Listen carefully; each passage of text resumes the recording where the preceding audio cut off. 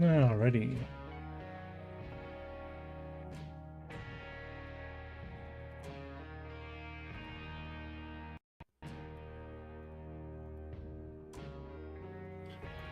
Let me make sure I close out Steam here on this computer and that we're not connected to it.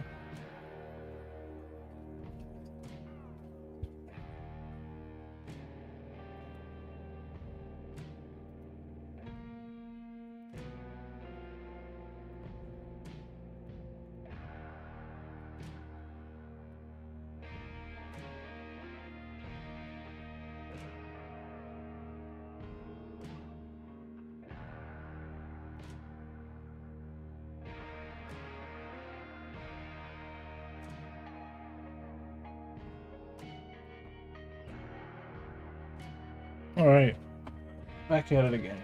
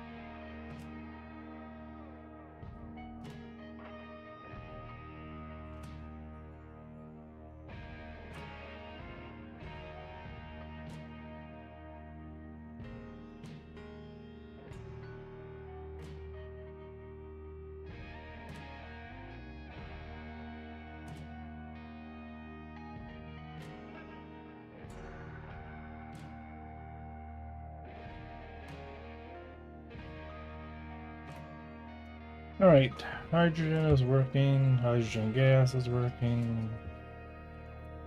There's some raw ore, ice.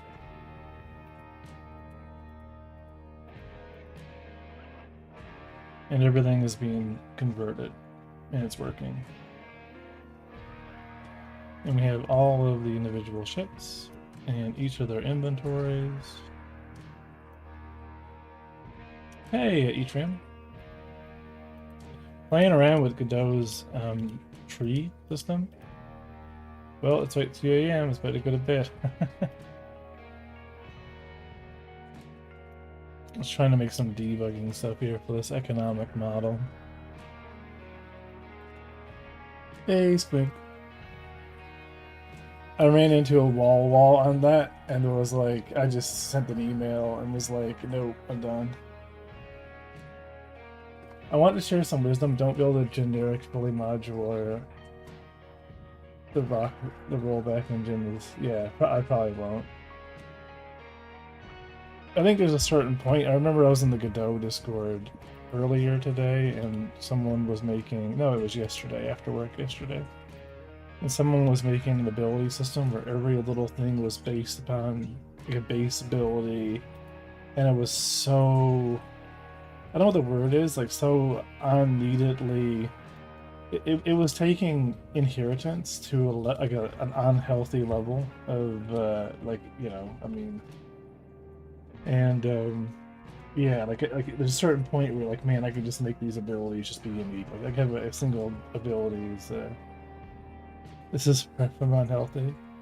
I like to look at the metric of like, well, how long, you know, like whatever the implementation is, how long that, you know, how set back did implementing it make you? Like what gets the thing done the fastest is really the best approach, I guess. I mean, I guess it's optimization at some point where you're like, oh no, you know, this is actually affecting players' ability to play the game. But I mean, it's gonna take so long to get to that level. Well, so a tire pitch is a bunch of abilities that players can choose from. Are they like hybrid? Like you can combine different spells and they create like dynamic new ones or something? Each ability has what various upgrades you can pick into.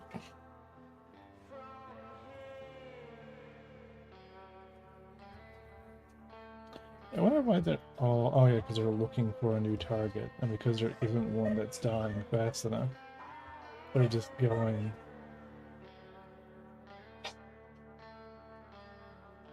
Yeah, I gotta make these guys queue so they're not just chasing after dead bodies, fighting over each other. Hey, Elite Stomper, how's it going?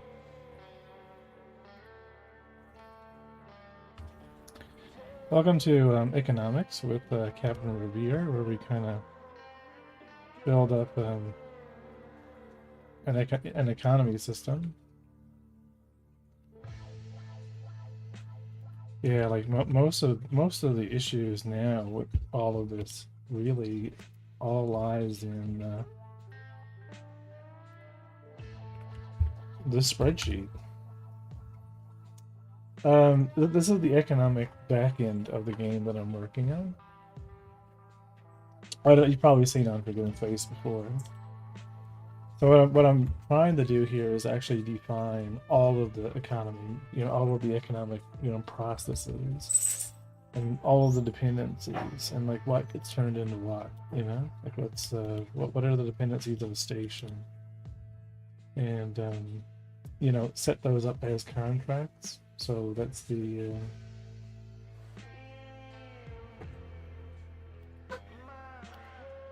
thought process now. And so far, for station dependencies, we're just doing hydrogen fuel. Oxygen won't be a thing. It'll be water. So first, like eye targeting, eye casting. Then, like casting could trigger an eye effect. Eye effect could be like a create substance, eye substance instance. Could be a projectile. See, now I do love me interfaces. I think interfaces are amazing. An eye effect could be like create substance. Eye substance could be projectile that would then have an eye effect, and it would either complete or hits the target.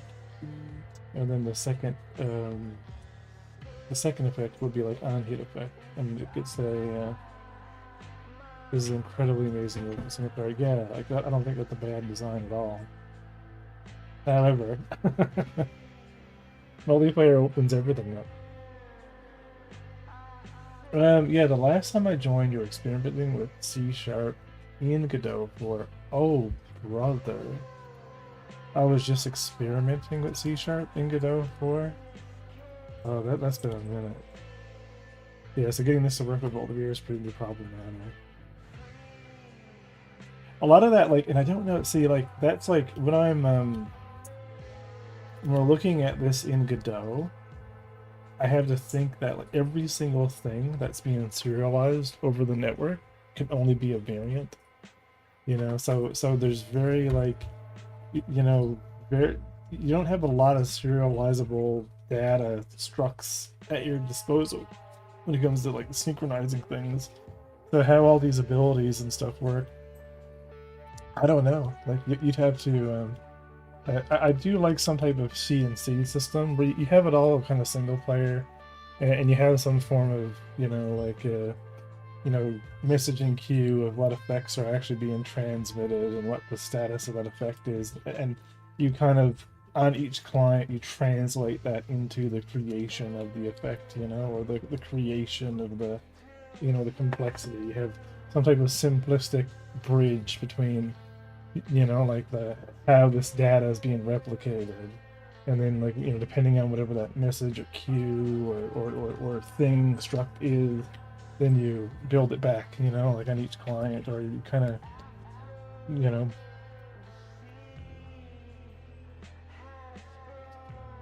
yeah. So I've been working on porting everything over to video games.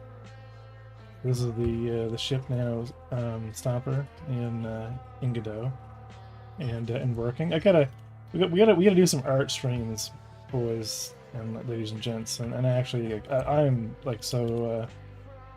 I'm not done with code, but like I need like a month of art.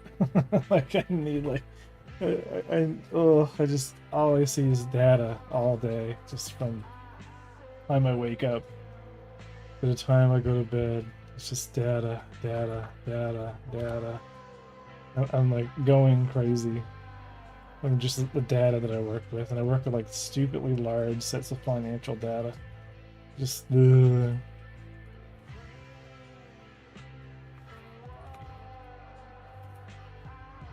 so like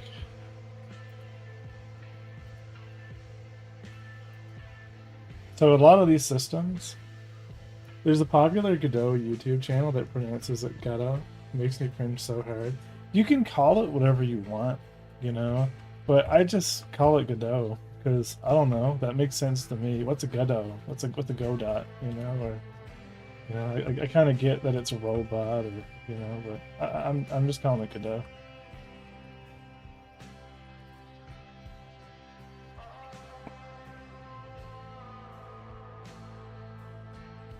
Can't wait to fix the IK. Like so, yeah. Like those are the exciting things coming, and I was waiting for this. I was waiting for the skeleton.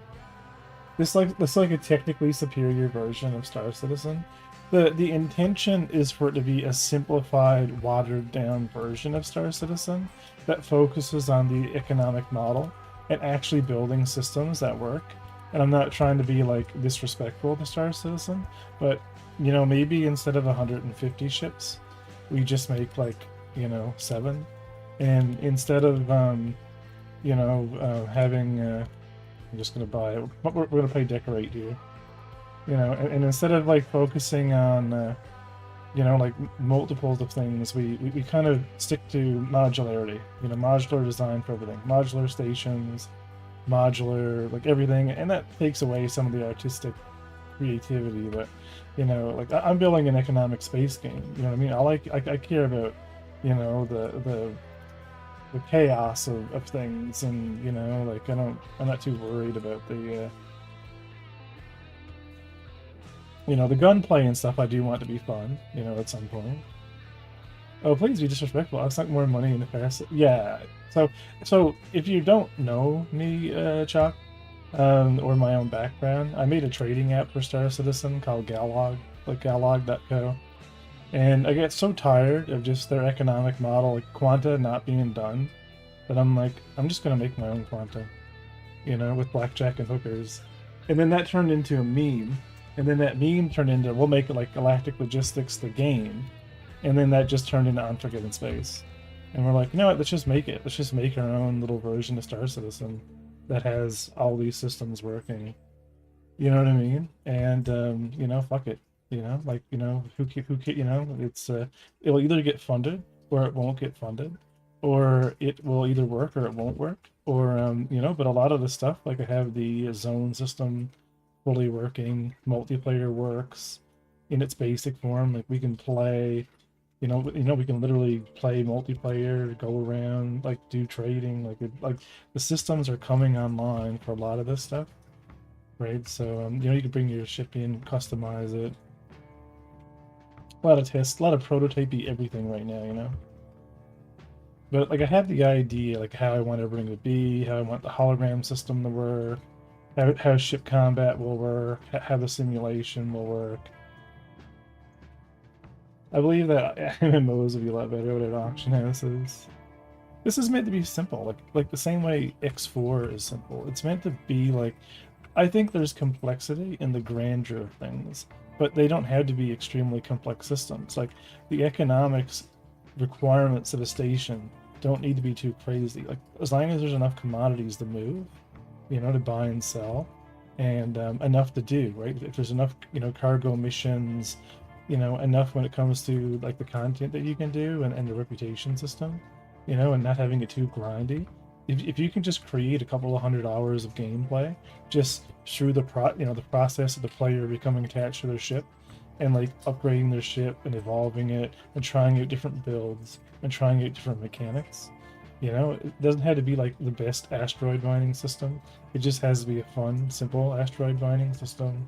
It's the same with salvage, you know. And if you put all that together, I think in a basic form, I just think you create a nice game, you know, as far as like creating something that is in a first person experience that you know, allows players just log in, and just kind of play. So yeah,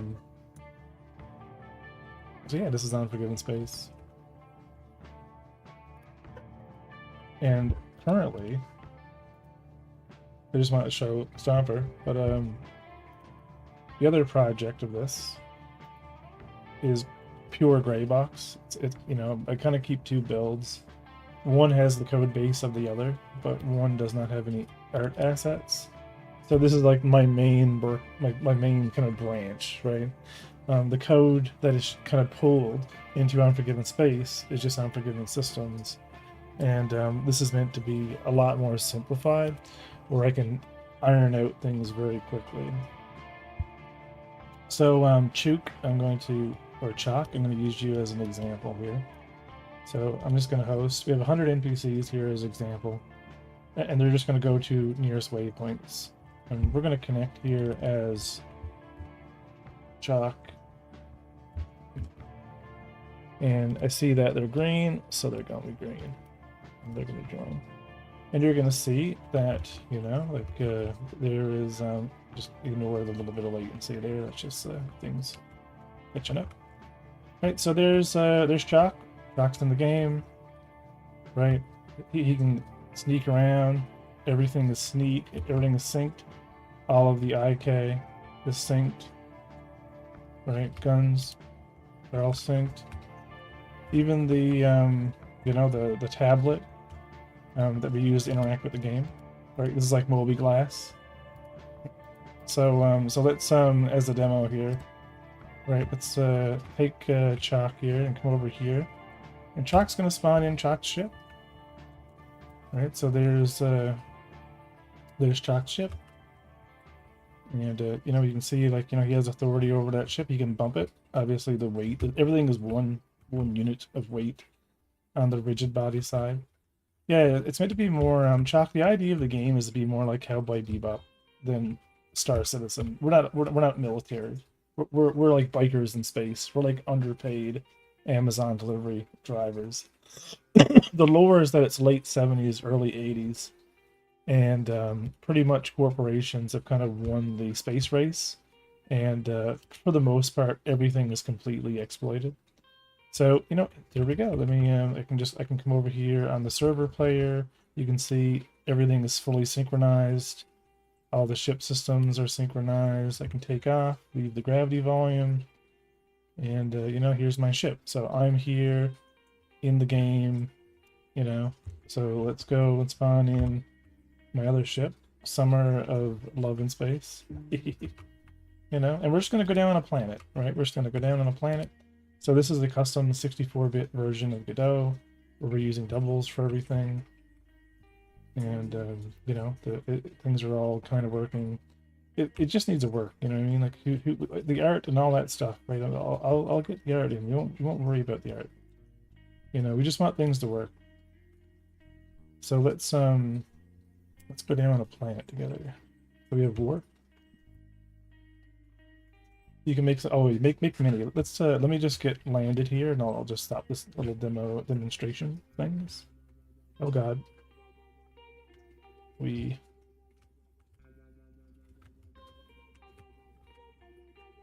Now let's you can land on planets, yep.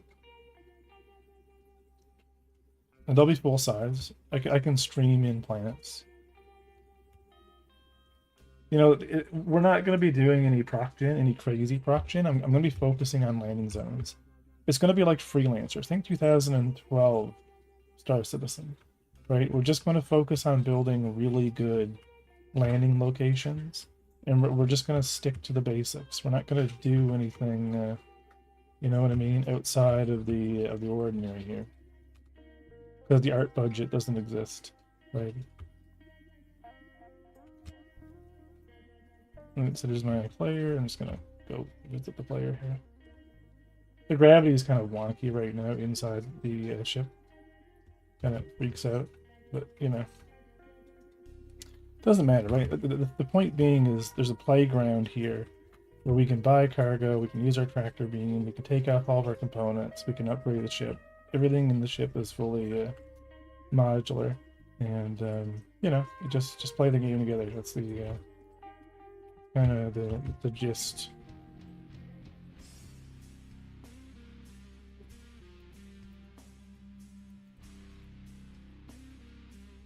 I really like the vibe on this.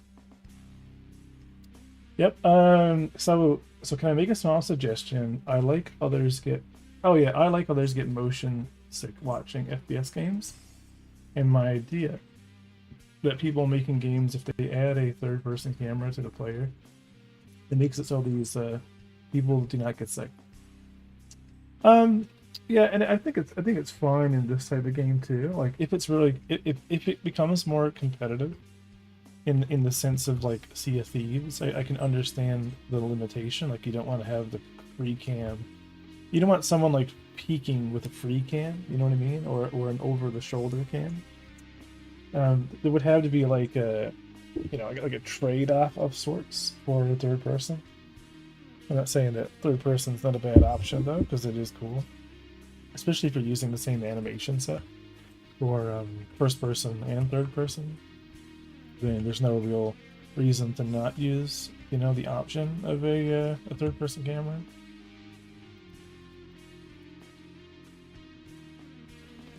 I killed him. I killed him, chat. I killed him. Um, there's a cheating issue with third-person cameras in minigames. Sometimes it's solved by making it a blatantly breaking drone, but that doesn't always work.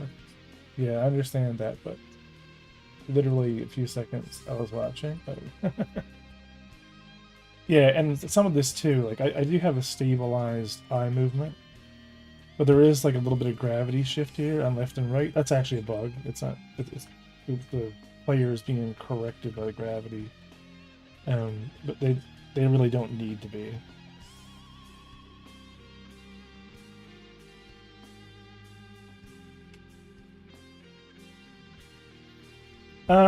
Zero says, how many ships have you made so far? Mostly just this one, just the main little ship. There's also a hauling version. So the hauling version is it's kind of a variant of this. Yeah, I gotta fix the internal gravity volumes of ships and stuff are all broke right now. But ideally, though, we'll be around 5 as we get, like closer, like five guaranteed types, because there's gonna be medium class, small, because we do have the fighter as well. I haven't actually spawned the fighter, but anyway, I just want to show that off because it's been on a while, and because that's what we're working on now. Most of the stuff I'm working on is with the new inventory system. So this is where and because it's a full refactor of the inventory system, like I have to, here's the new inventory system, and now in the game, all items are physicalized, so I can buy multiple rifles, multiple handguns. They exist in the world. I can interact with them. If I bring up my inventory, I can actually take an item from from my actual slot into the world, have it spawn. Now I literally don't have that gun anymore. I can loot it and then put it back, right? So before I just had every player just has 5 items, so they were already equipped, right? So they're already synchronized because every single player already has every item, and I can just turn them off and turn them on. So I'm only synchronizing the state of that weapon. But in the new version, we'll be able to kind of swap out all of these items and just kind of loot things. And if you want to give your buddy, right, a bunch of stuff, you can just go and kind of just drop it on the ground and kind of switch things up. And I also don't want players to have equipment by default. They can just go buy it, as long as they have their basics and their helmet and their undersuit. And so that refactoring for multiplayer has to be it's going to take a little while to get everything working again. And I was prototyping a grenade system, but ignore there's not supposed to be a debug on the grenade, but that was like one of the last weapon types that I wanted to have in the now version of the build. So sometime in the middle of getting a new job, I was in the middle of getting that done, and now we're kind of back into it again. So that brings us to what we're actually working on, and that's the economy. Right, so we have fully contract-driven dynamic economy. Thanks for the demo. Yeah, no worries. So this is where the bread and butter of things are. This is kind of hard to kind of pause. So the way the economic model works for Unforgiven Space is we have a star system powered by 1,000 ships. So there's 1,000 ships, going around doing their thing. Each ship has a contract or has a 4-hop life cycle. I was watching the requirements of your stations. Gotcha. Yeah, I caught last stream. And so what we're going to be doing is I slowed things down just so I could test it a bit more. Is I've finished. I'm working on this new grid, new high performance kind of way of listing them all and all of their inventories. So I can actually check in real time where the ships are and what their target is and where they're going. And I really need to keep building tools, right, to debug this thing and make sure that it's doing what it needs to do. But what we have here is, refinery station, right? The refinery station, if I can click close enough to it on the horizon, thanks, right, is bringing in hydrogen fuel from the gas giants and processing it, and you can actually see that happening here in real time. So all of the hydrogen's coming in, and it's being slowly converted over into hydrogen fuel, right? Simultaneously, right, we have asteroid mining. We'll pause it again. So we have asteroid mining, right, and all these ones returning are coming back with ore, right? And there's probably no ore left. Nope. And there's probably no ice left. So a lot of that has been converted over already by the refinery. So you can see the refinery is sitting there converting raw ore into refined ore and raw ice into water, right? Because the idea is we need to build up dependency trees, right? And, unlike most of the economic system, I can explain the rest too. So while that's happening in this sample, we have a pirate station. And because we have a pirate station, we have spawning pirates, right? So there's 10 pirates right now in this simulation. We can find them. So here's a pirate right here, right? Now this pirate is going to pick a random trader that's close by. And damn it, I missed the stop on the tram just watching the stream, right? So pirates are actually, if you watch them, even though they're moving really quickly here. Yeah, I should slow it down a bit more. So the pirates are actually going after, random traders. And every time they pirate someone, they'll take that cargo, right? So whatever node, whatever they were moving, right, the cargo has been pushed over, right, from one inventory to the other, and then we have a security ship that spawns, and the security ship is actually chasing down the pirates. And once the security actually wins the battle against the pirate, that's now a salvage contract. So if we wait a second, you'll see that there will be a green ship coming out. Boom. So this little green guy here, that's a salvage ship. He just actually went and kind of grabbed that one and brought its cargo back to the nearest station.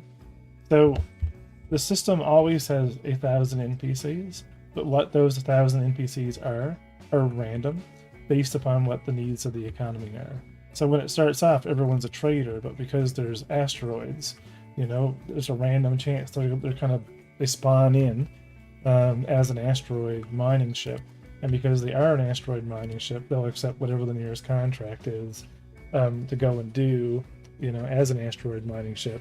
And after they do that 4 times, they will despawn, and a new ship will will spawn. And it'll kind of slowly balance itself out across the different disciplines, depending on its needs. So there's 122 gas miners, there's 119 miners, there's a maximum of 10 salvage ships, a maximum of 10 pirates, and a maximum of 20 of security. So I can leave this going, and it'll ebb and flow on the number of traders, but it'll always stay stable, right? That's the idea is it's a stable system. So what's next in this? So we have movement, right? We have NPCs doing a job, Um, do you plan on making the sim materialize? Yes, yeah, that's the idea, right? These are virtual NPCs, and this simulation, which is really nothing, simulation of this build. These are all multi-mesh instances for all this stuff, and ideally this will be headless. So even right now, this particular Godot project, right, is only using, right, because this is the engine, this is the build, right? This is like 4% of one core and 6% GPU, and there wouldn't be any. Oh, so the whole sim runs on HC. What would say HC would be? Fuel for NPC ships. Yep. Oh yeah, yeah. So it runs headless. It's going to run on the client with the server that's hosting it for now, but it won't, right? Because the idea is that the game server will have a WebRTC link to the economy server, right? So it's going to have a direct connection, and all it's, for most of the things, the player, when they go to a terminal, they're going to get a list of all of the commodities that are available, and they're going to buy a commodity, and that transaction is going to happen on the economy server, right? So like the game server just sits there doing what it normally does. As you're going around, you're making those transactions, and the server is spawning in those resources, right, and keeping track of it on the economy side. So that's what the game server is doing, right? The game server is taking care of the physical assets, and then the game server will also be keeping track of of notifying the economy server of where the physical players are. So, the server is streaming to the economy server the position of just the players. When they get in proximity on the economy side, it will then tell the server, it'll notify the server of the virtual NPC, and then be responsible for spawning them into the world.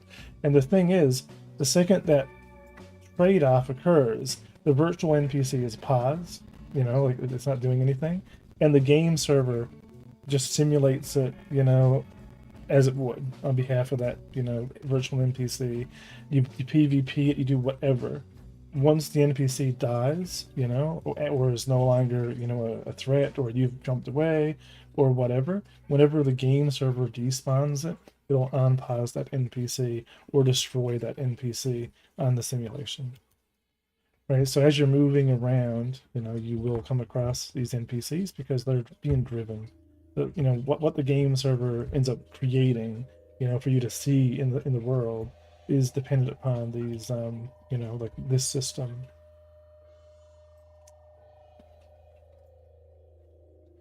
Yeah, yeah, because that's the trick, right? The trick is, so my concept was, I think 1,000 NPCs on the virtual ship side is enough variation of stability that it's easy to simulate per a system, like every star system. Like, so the way Unforgiven Space's architecture works is it runs an instance per server, and the jump gates are kind of more like a lobby manager, if you think about it, right? You go to a jump gate request, I would like to use the jump gate.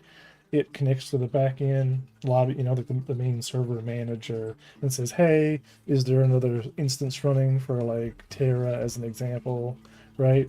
If there is there one in my region? Or if there isn't one in my region, is there one that has my buddies playing on it? Right? You go through those checks, right? Like, what regions are available? What instances are available? Do I need to create an instance?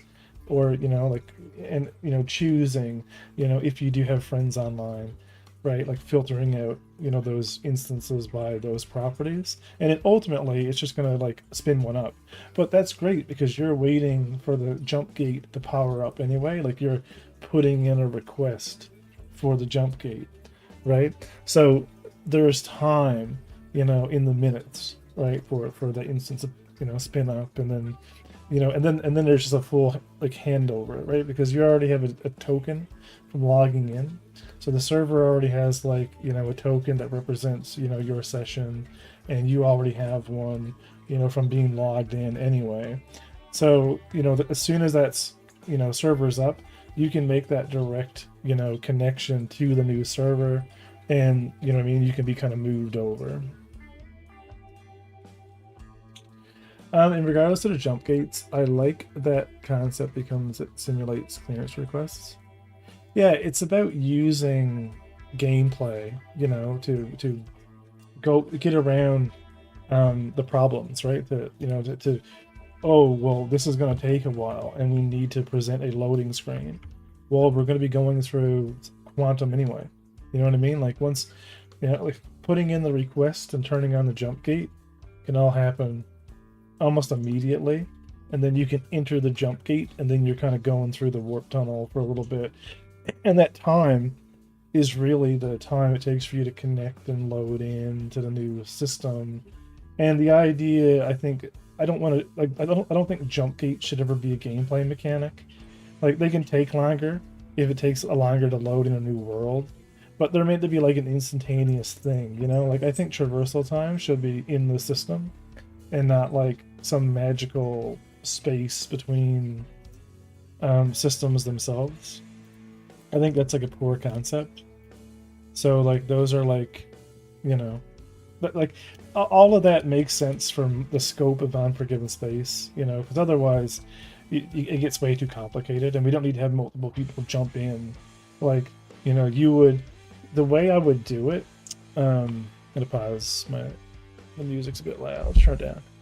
So how it would happen is you would be in another star system, and you would be at the jump gate, and you're waiting for your buddies to come through, and your buddies will like come through, you know what I mean? Like, and but it might take them a while to do that.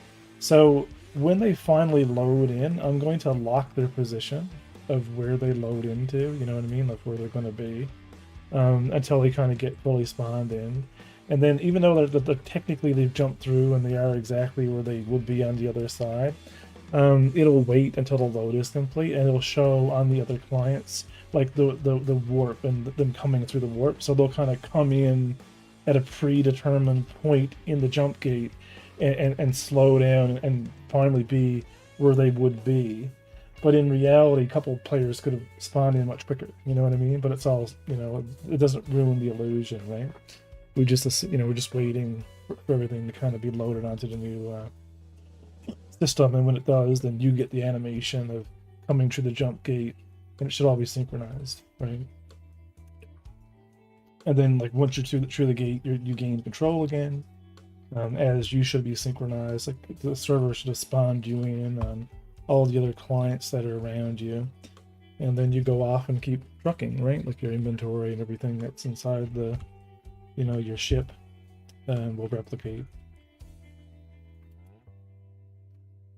Yeah, I think it's just about, you gotta keep it simple, for a lot of this stuff, or you're gonna just make yeah. So that's what we're working on with the economy side of things is we already have, right? So we kind of make this very simple. So we have commodity dependencies. We have a commodity producer, and we have a contract. This is what I'm working on now. We're working on a contract-based system. So, this is all like kind of node-based, and so the great thing about this is all very like independent systems. So if we, as an example, look at, let's say, one of our stations. We have a station refinery. So this is literally the same refinery, like the same station as any other station. You could have any model, doesn't matter. Everything in the game has an inventory, and it's all this same inventory, right? It's a commodity item resource, because it's a resource, and all inventories are the same. So like a commodity item resource is literally just a little struct that's like orbital class in this case, which has a commodity. So what is the commodity resource? What commodity are we using? And how many units, right? Because we don't want to ever store a single unit of something. There must be like an itemization of it. So how many? So because ships have this same structure, right? Like ships have a commodity item resource called inventory. Players do.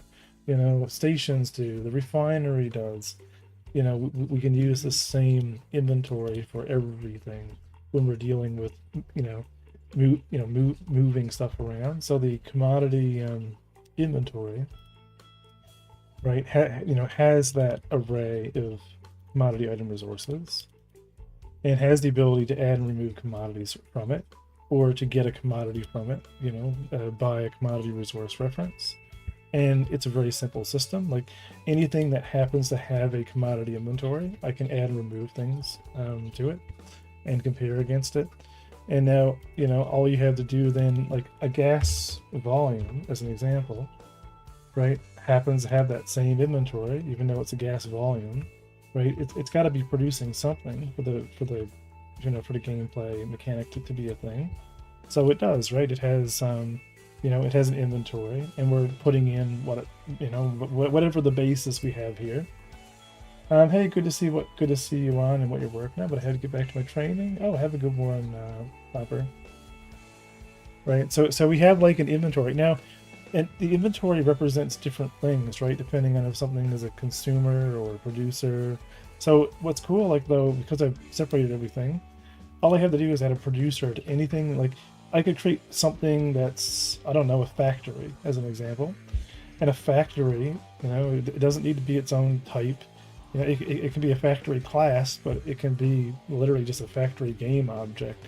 And if I give it an inventory and say, okay, well, this factory is going to be producing, based on its inventory, X units of ship parts, if I add a producer to it, right, the producer itself, you just drag in a producer node, and you specify what the thing is that you want to be producing, and then you give it an inventory reference, because that's all it needs, right? It's all independent systems, right? Production ticks per second and production units per second.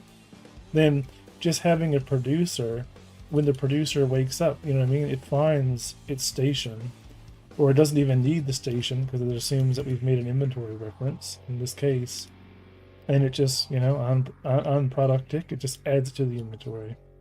So very, very, very, everything is simple, right? And then a consumer, or the refinery itself, works in the same way. If we have a refinery and it has to do multiple things, if I add a refinery node, right, I can say I want this commodity resource to turn into this commodity resource. Yep.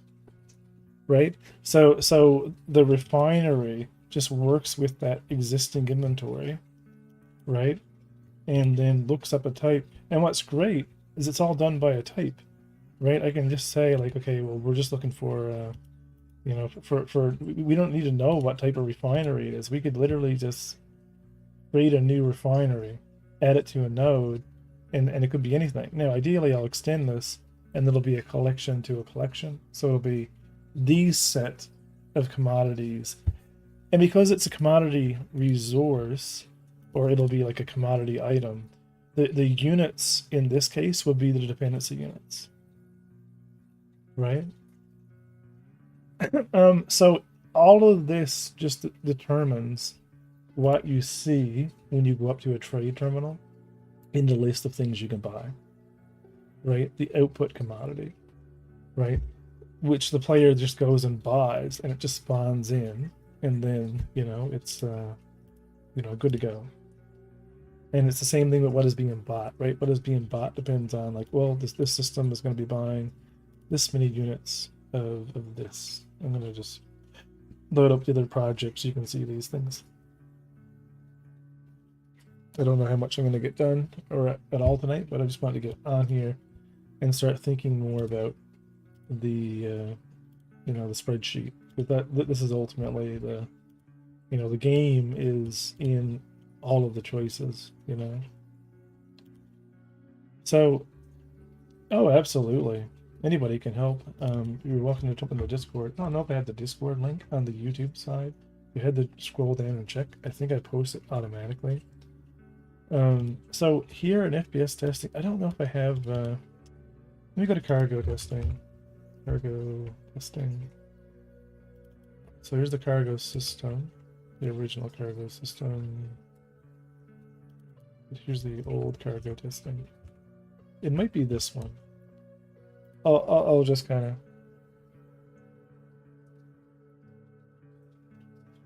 Oh, okay, okay. Yep. I'll have to. So this is how it kind of works. I have two versions of the game. So we can already see a few things. Notice when I look at an NPC, every NPC has a state system in the corner. So like this is where it gets kind of wild, right? Like the NPCs, the simulation of NPCs, even though I'm only talking about virtual ships, are actually virtual NPCs. So every NPC is a virtual NPC, and they have a hunger, a thirst, a boredom, a tiredness, and an idle timer.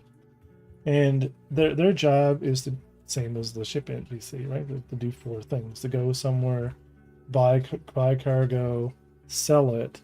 So when they're born, they have random properties, right? So if they happen to go to their ship, but they're hungry and their hunger taps out first, they will go to the bar, right? They'll go to the bar, they'll go to the one of the nodes there, and they'll satisfy that dependency, and then they'll continue on their way, right? Because their goal is to get to their ship and get the cargo, get to their ship, and go to the other station. They're doing what you're seeing on the economic system, but they are the NPC version. The NPC spawns the ship, right? They're two entities, but they reference each other, right? While the NPC exists on a station, they are controlled by the station. They're always managed by the station, even if they're out in 0G or something like that, right? They're more like an NPC tied to a station that has a ship version of itself. When it gets to the ship, the NPC despawns, the ship spawns, has the same identifier. Like it is the same thing. You know what I mean? Um, yeah. So I'll show you what these economic stuff looks like if I have them. So this is what a mission looks like. So this is like a simple delivery mission where you have pick up and drop off, depending on like different things. Nothing too crazy here, and everything that you've seen before. You know, you have a box that spawns in. You have your cargo. You can put the cargo on the ship, right? So you put the cargo on the ship, and you would fly it from A to B. And when you finally get onto the other station, these are more like different types of consumer goods, not necessarily base commodities. You throw that guy in there, close the door, and you make your money, and you've completed the job, and you make a couple credits, and it works. And then on the cargo side of things, if I can find cargo terminal, there's one over here. The data pad. I love the idea of using a data pad. I think a data pad makes sense. I don't, and you can use your arrow keys. Like the idea. You should have been able to use your arrow keys. Maybe I have it turned off. But the idea is I don't want to have any on-screen things in the game. I know that's weird, but the only thing that's on screen in the game are hologram stuff and stuff only if you have a helmet on. And that means like in your ship, you're reliant on your on the holo projector that's in the middle of the ship. So here we have like here's my ship. Let me spawn in. So here's my main ship. All the components I can take off, I can upgrade. So I can like take off these weapons, right? Put on new weapons. I can buy mining lasers. I can outfit them. I think I have cargo already. Yep. So these are boxes of cargo that I've already bought because it's serialized to the ship. So the idea is you would just buy cargo, right? Load it up. Oh yeah, it's like sticking out. Yeah. So like buy cargo, put it in the ship inventory grid. You can see the grid, right? So I snapped it in place, and we're just gonna pretend that I've wait. Close doesn't work. Things are very broken right now, Zero. Because in the middle of we're in the middle of refactoring a lot of things, like getting the actual warp drive and stuff like that, like it working, and like having dependencies. But like I bought the cargo, gonna go take off and go over to another location. Right, so we have like we have comm systems. You can turn those off. Yeah, so I'll just bring it down. I think I have a outpost over here. You've been here since day one. Oh, okay. Yeah, so I'm just gonna go down a plan. I think I put a trading place on one of the outposts over here, but I don't know. Probably didn't.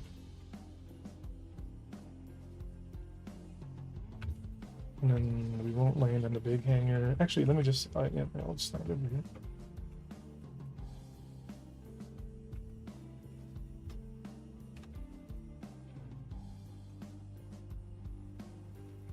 Yeah, I gotta fix that, like, crazy, overly powerful gravity.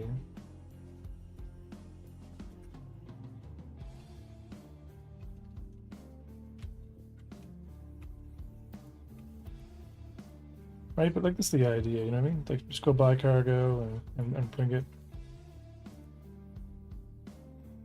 And then sell it off and make money.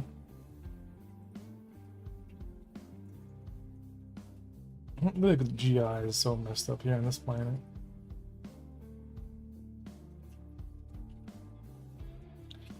And there's solutions for like for so much of this stuff, right? Like I'm going to be using, like the planet is so low resolution that the sphere is kind of like not indicative of the, you know, little model that I use to represent itself.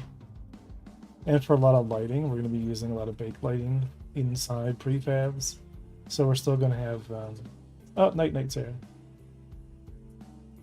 You know, so there's plans, you know what I mean, for all this stuff, but it's just getting there. I like that we can play with it, you know what I mean? I wish I had taken a bit more time and kind of like really focused on the kind of a vertical slice, like a showcase piece, but it doesn't really matter. I had to get these systems working, and you know what I mean? Like only doing it. You know what I mean? I can play the SIG game and make things as playable as I can. Like I do believe that doing regular builds helps. I mean, that's how we're funding this thing, and you know, I do have a few regular Patreons, but you know, like when there isn't builds, there's not much incentive to kind of play, right? But we haven't lost any. You know, it's been a slow growth of membership. I think we lost like 2 maybe over the while, but that's totally fine because it's a slow moving, you know, project. But I think as there's more to showcase and there's more to be seen and things kind of yeah, it's just for the game itself. So the idea is so $5 gives you access to the test builds, and you know, $10 gives you your own little habitation module. But this is not like not done yet, but it'll be. The idea is we want to create like a little Patreon server, not server, like a Patreon station, and like kind of give everybody a little room there, and so it becomes like a small community around the game. Like it's one of those things that if I had like, you know, 100 of those, I'd already be like doing quite well, like what I would need to work on this part-time. So, you know, it's a suffering from success problem that if I have so many people that like the server is unstable, you know, then that's not a problem that I really care about. How do I link the page? Patreon. I don't know why it says C, but yeah, this is it.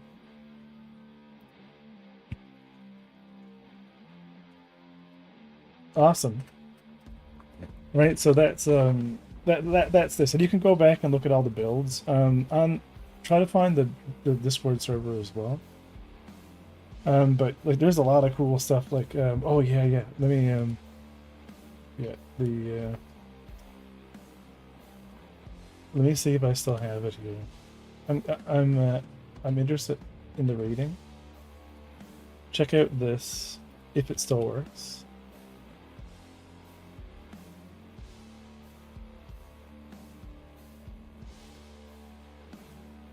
So check this out.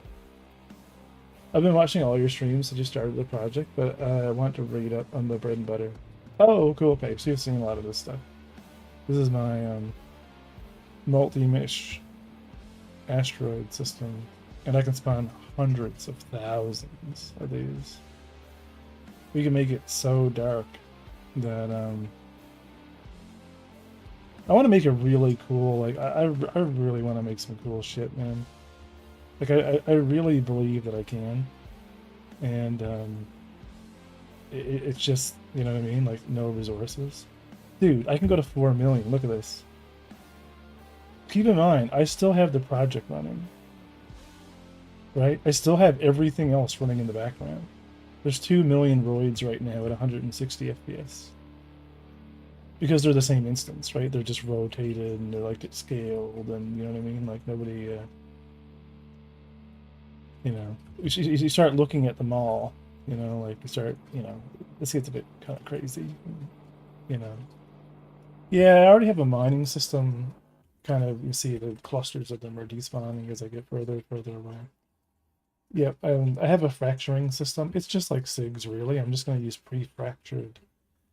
It's a pre-fractured system, but how it breaks depends on the normal of the damage.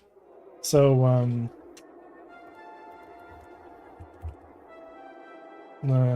so as an example, you'll have, oh my god, how many of these things are running?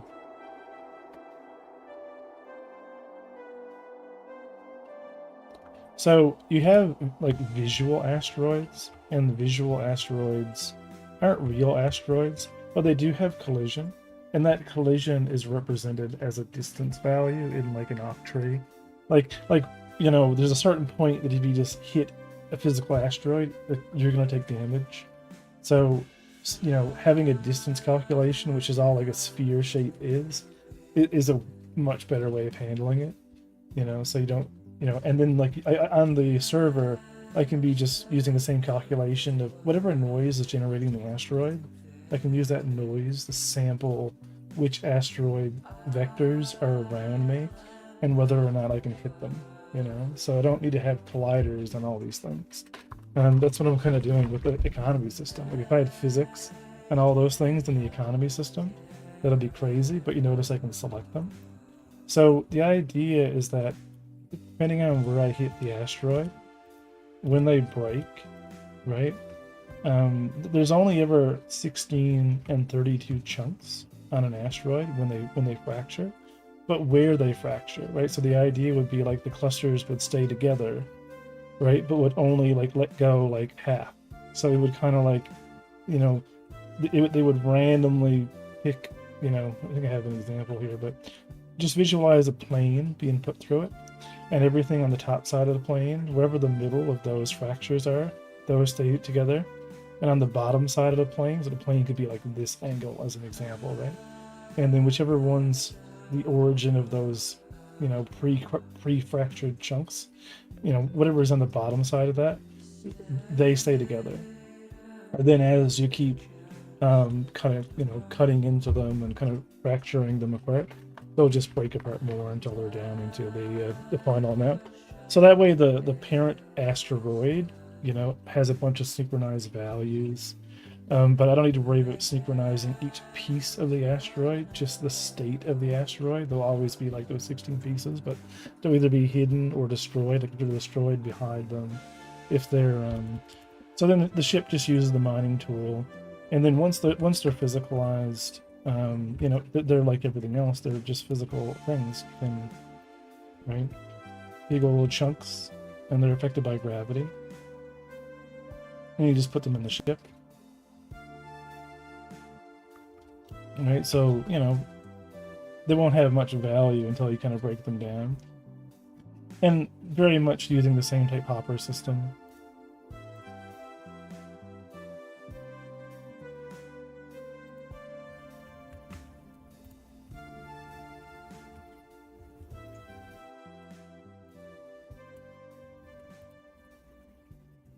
Uh-oh. Salvage is the same. For salvage, I guess I don't have a good example of salvage, but mostly just the Twitch version. But I think salvage is done correctly as well. Videos. Because I haven't finished porting this over to Godot.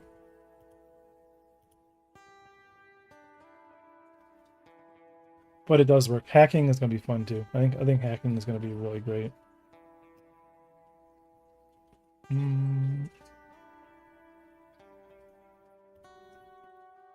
So, the idea is ships have a pre-designed salvage version of itself, or a pre-fractured salvage version of itself. So when ships blow up, oh yeah, that was way, way, way too strong. That was me getting it working for the first time. That's so funny. It's not the one that I wanted to show you, but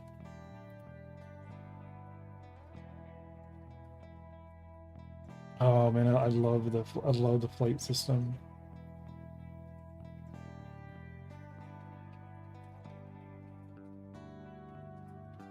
I love building these things, man. It's so fun. Yeah, I don't know. I really did have the. There was a nice showcase of it, but I don't know where. Cargo missions, rotating nav meshes, automatic trajectory alignment. I mean that's now all this has been ported over, which I like. Right, all ships are runtime. There's no pre-calculated splines on ships in the game. I hate that. Like, it drives me crazy that SIG has like created a system that artists have to put the splines in. Like, that's wild to me, right? They don't just automatically like do the stuff. Like, I just don't see how that in the long run. What does it mean? I mean, it's like each landing location, they have an approach and a departure spline to come and follow, just so it works for them. But like in my case, I'm runtime. Every physics update, I'm recalculating that approach spline, and I can create reference nodes, like a path node system. So if I need to bring the ship into the station, I have the option, right? I can either create nodes to follow, or I can actually create a path. So if there's actually an approach path, then they'll do that hard-coded approach. But it's not as stable, but not as fun. But yeah, so that's where we are with it. Just we're all over the place because there's so many smaller pieces I've been putting together. Like, I get a lot of things working, and I'm like, good, and then I don't touch it. I don't like focus on putting it all together. I'm just kind of like, do the inventory work? Yes. Does this work? Yes. Do ships fly? Does the NPC flight model work? Yes. And then I leave it in that state. Where, you know what I mean? Like, oh, does all the cargo load in? Okay, it does. Great. Yeah. Oh yeah. See, this was a test plane for the braking, but I moved it.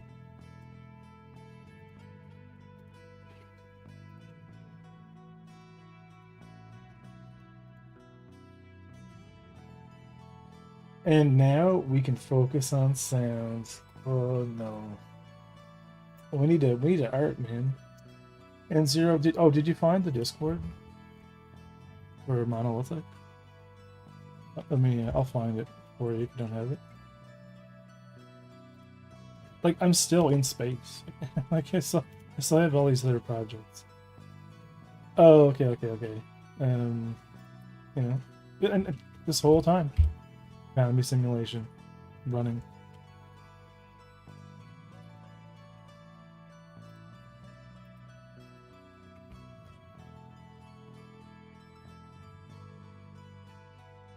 Why is the Discord? Oh, it's like crashed.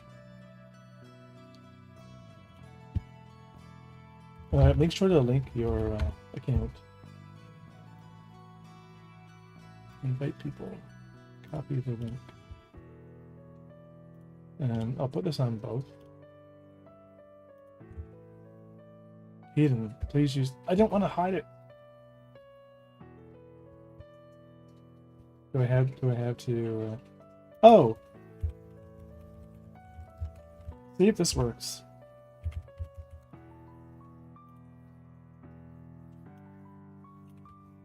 Let me just see if that works. Yes. Okay, good. Yes, unforgiven.com/Discord. Oh, okay, perfect. I didn't know if the perks or whatever. Yeah, so that's it, guys. We're gonna spend 15 more minutes because we need bait. Like we can extend all of these things like in the future, but I need a set like we need to know what we're actually going to be like moving around for the initial starting point of the game. Because if we don't kind of tie that in, then right. So these are different like cargo. We have our consumer goods. So all of our cargo is 1 by 1 on the exterior metric. So they're 1 by 1, but they do have kind of a 0.1 basin that's used kind of like forklifts, attaching a mag plate, like just to make them stackable. Like I want them to be stackable at 1 to 1 on the exterior because it makes things simple. We'll take space from I don't care about the internal volume. I'm not going to be like, well, inside this thing, the real volume is like 0.9, but it could be a figurative size. All that matters is weight, right? What is the weight of the volume per unit of the thing we're putting into it? You can't see what's actually inside it. You can't open it, so I mean, it doesn't really matter. Right, so we have all these different ones. So I have like presets. So we have our gases, and I never actually like so high pressure gas. And apparently it's been a while, and my shaders need to compile because I haven't launched Blender 4.32 yet.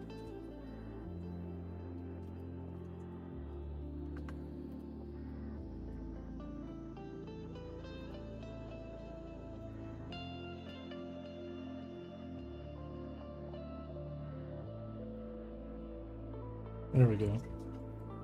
Right, so this is the idea, and I want to do similar to what Sega's doing. I don't know about, like, I want unique sizes, but I don't like the 1x2s. Like, I do, like, 1x2s are good for cargo, or for gas and stuff like that, but some of the sizes are kind of ridiculous. So I haven't fully nailed variations of blocks of cargo sizes yet. I don't think I have a lot of these, actually.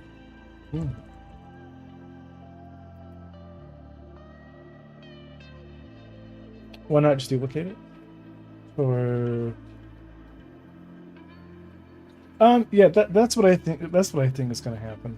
Because I do believe the gameplay loop of the different size limitations makes a big difference.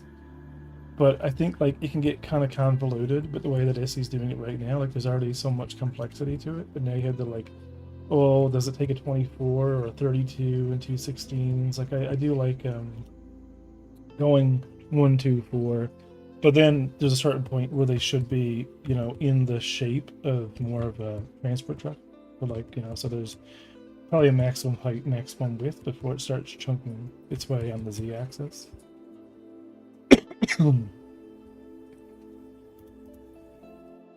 Yeah, I don't think I have a lot of these actually added. Consumer goods, being a Newfoundlander, I added a fish tank. You gotta have fish and water. There should be a generic liquid one. Yeah.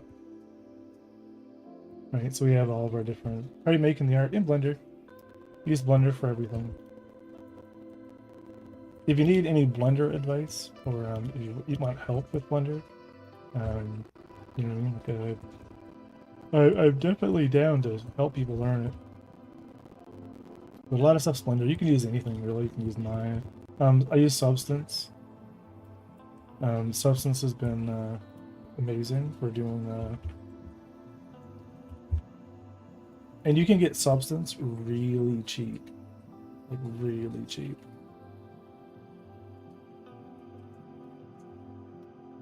Right, so here's what I need done on the art side. It was some food for thought, right?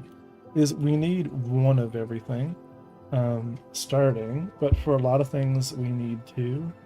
So I'll give you kind of an idea of what I've already done on a gray box side. So every metric of everything I've already figured out. So if we want to like ship components, right? And we look at, I think it's this one, right? So this is like you know, our comm system or our data systems as an example, and they're all to the metric. So we have our TurboGrafx 16 style chips. So chips are like the smallest form of data. We have cartridges, which are for bigger data. So like pulling stuff from a navigation, like pulling routes from like a pirated ship. You can use, you know, and they're kind of like a Nintendo cartridge meets a an 8-track. And then we have drives, right, which are like our little drive module. And so I've already the metrics already exist for them, and then I have like different variations of all this stuff. So like there's 1U, 4U, right, for the different component types. Right, these are all the interactables. Right, different types of interactables, and you know, different variations. I've been kind of making a library of things and slowly like building it up, you know, to kind of, you know, make it easy to scale. Different tubes, you can kind of edit.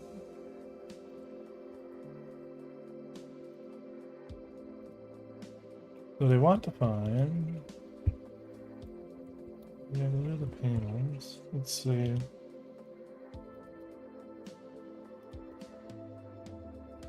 For refueling, there's a bunch of, you actually have the hookup, you know, the fuel things for fueling, ideally.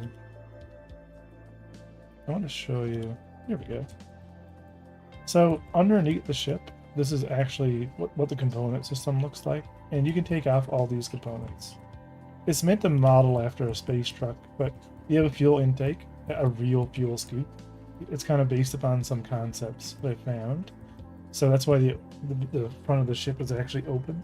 So we have a fuel intake, and the fuel intake is literally like 1x1, you know, cubic.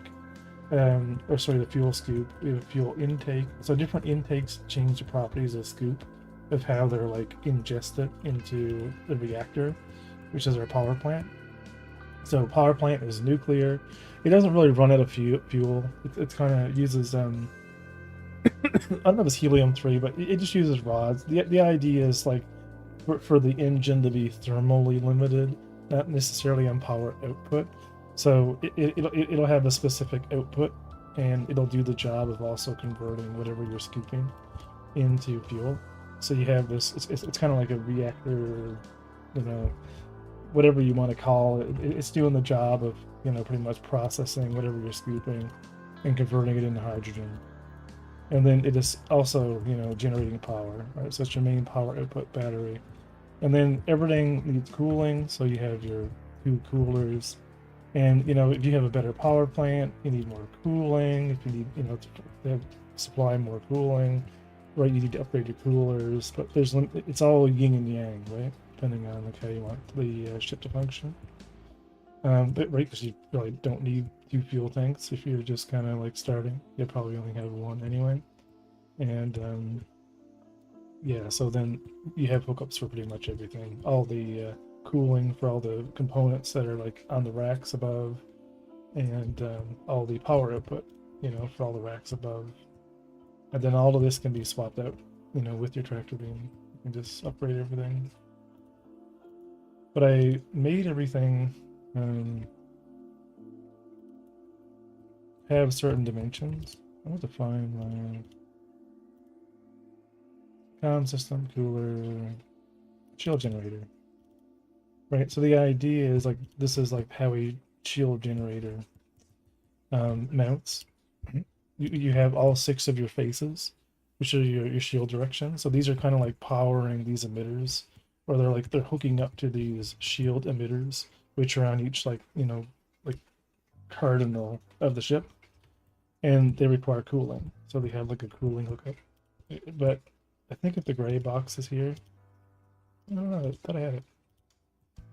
But yeah, anyway, my point I was trying to make is I do have a dimension for everything. So you can just make unlimited of these if you just follow the standard for a lot of the component sizes.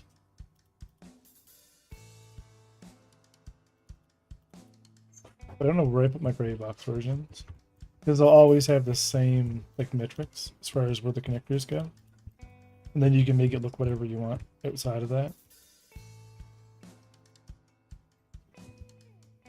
Yeah, here's like a really terrible gray box version.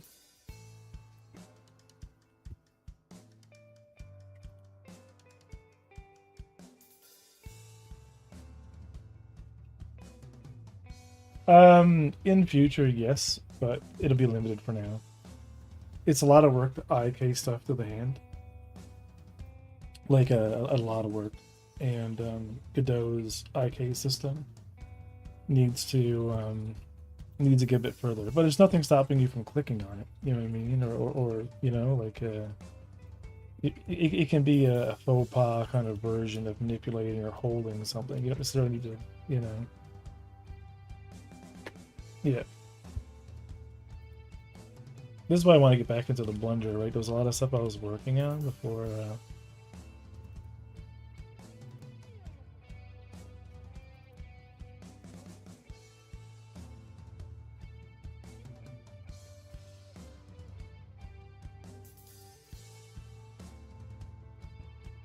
Scanner.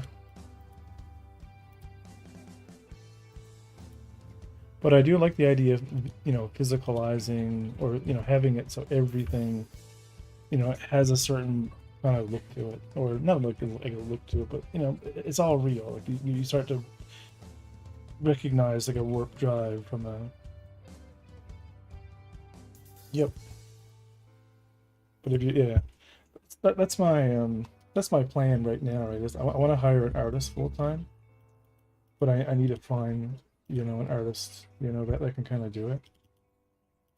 But you know, I still have so many systems I need to kind of get working first. Even like this, like this is the yeah, so this is the rear of the actual cargo hookup ship. So like if I actually go into pose mode here,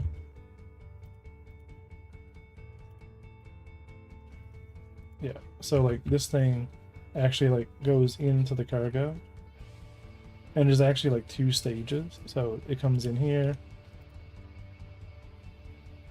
Oh my god, I don't have Blender set up at all for this. Thanks.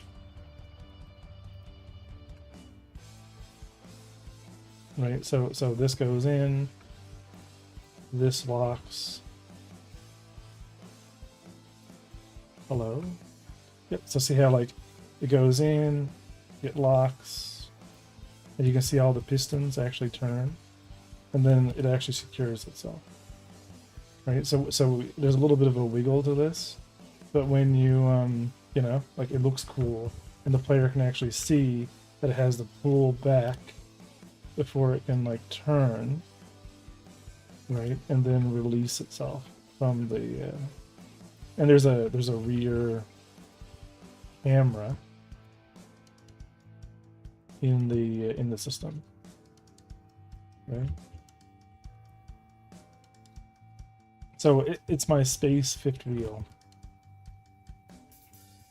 but I haven't touched the cargo truck, you know what I mean, in forever, because you know, it's the same flight model as the other truck, you know what I mean? So it's like it doesn't need to be touched right now, and I know like I want to work on it, right? But like, you know, same type of system, same ship, right? Like just it doesn't have the back, you know what I mean? And you know, it literally just has the fifth wheel, external engines. They open up to be perfect, you know, three,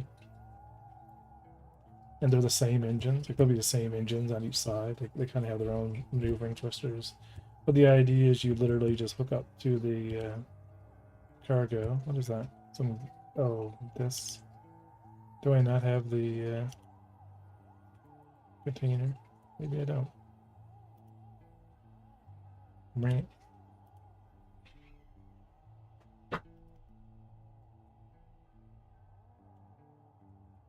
No.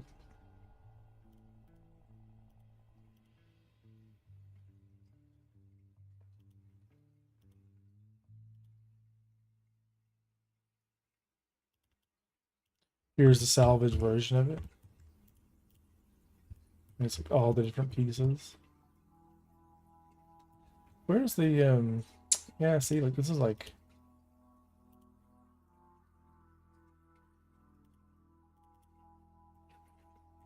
yeah, because I thought I had I must just have it as its own game object now. But I thought I had the actual main, like a version of this that was fully assembled.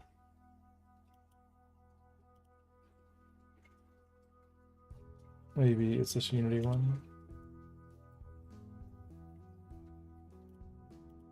No. Exterior body.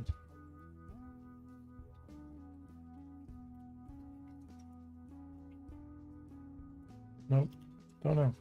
Not saving.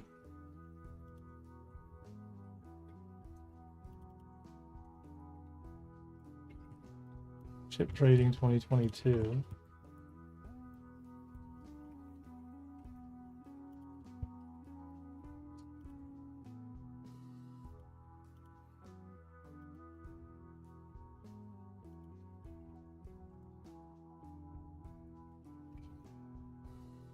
Yeah, this is like a terrible example of it.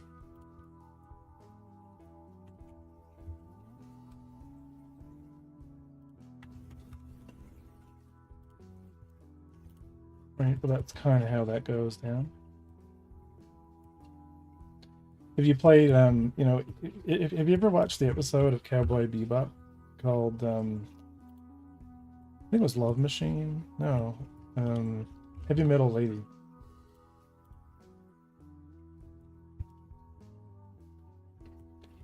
But that episode, you can find a clip from it on YouTube.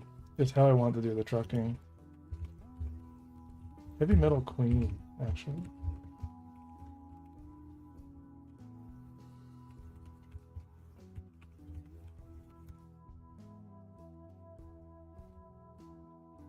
I think that's a summary of it. I don't want a reaction, man. I just want like a...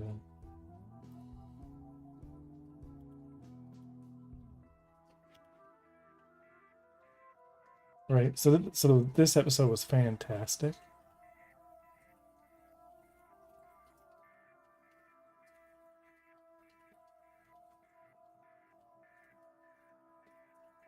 What, you know, this is kind of how I want the space trucking to be. Yeah, it's just a preview.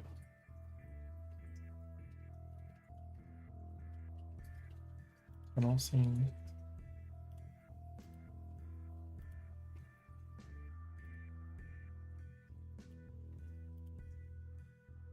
Switching it. Nope, don't know. Well, anyway, guys, it's 11. I go raid someone. I'm sorry I didn't get too much of it done on code, but I started this pretty late anyway. But anyway, yeah, if anyone's bored or they want to, you know, give a hand with some of these ideas, a lot of it is going to be, or at least for this week, just spreadsheets. I gotta finish the contract system, because what I don't want to have right now is NPCs going and buying a cargo commodity. You know, so the point of doing a contract-oriented market is that when the stations finally need something, instead of just telling the next NPC, you know what I mean, like go get me this, because you know if 100 NPCs show up and they still haven't satisfied that dependency, you have all those NPCs going to get it. Eventually 20 of them come back and the dependency has been met, and now you have like an 80% surplus of everyone else that left on the adventure of satisfying that, you know, demand. So instead, the station generates a contract for a number of units of that commodity. An NPC accepts it, and that way the station won't, you know what I mean, won't over consume or overproduce, right? It'll just be like, okay, you have the contract. But the only downside is I had to put a time, you know, it has to be a time on the contract, you know, because at some point, you know, the NPC just hasn't delivered and the station still needs it. So the contracts have to be expirable as well. So that way, and the player just accepting them will be no different than the NPC accepting them. So, as these contracts, the station's out of fuel, generates fuel contracts for 100 units at a time. NPCs randomly fly around until they arrive and realize there's a contract, and then they accept the contract and go do it. Right? And the second they finish the contract and they make the sell, the contract gets fizzled. So the idea is the contract maintains the state of the transaction.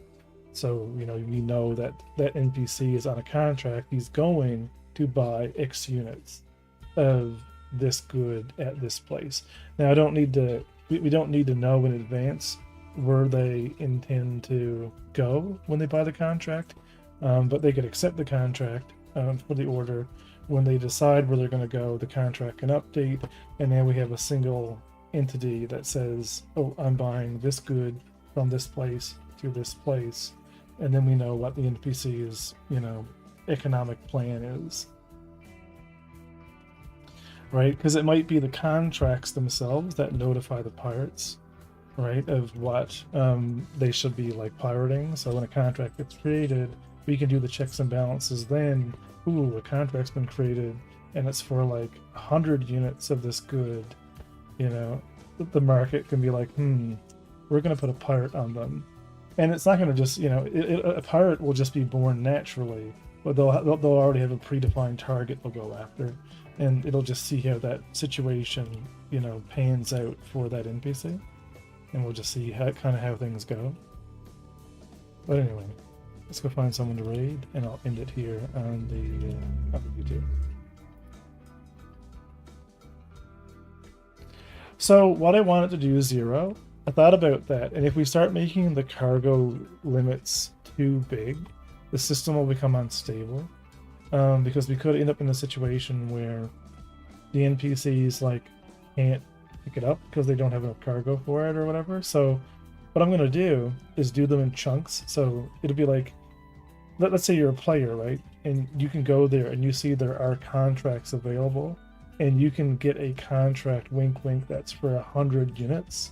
When you accept it, you're actually accepting 10 unit contracts, if that makes sense. Just, it's been shown to you as a single contract that you've accepted, and it'll adjust itself based upon the acceptance of it. That way your own influence is mixed in with the NPC influence, right? So that way the NPCs work in a specific minimum unit amount, where if they need to, they'll just accept 5 contracts, 2 contracts. We end up with way more contracts, but it's better to I can in memory handle that versus dynamically expanding contacts. So one got to accept, because the issue too is they can't really scale. Then if one NPC shows up, and it might be more beneficial for that NPC to only accept half of them anyway, or have a max number they can accept. So that way it's divided up amongst multiple NPCs. I don't want an NPC to be like, oh, I do have enough cargo for all of this. I'm going to go and accept this whole contract. And now all of the eggs are in one basket.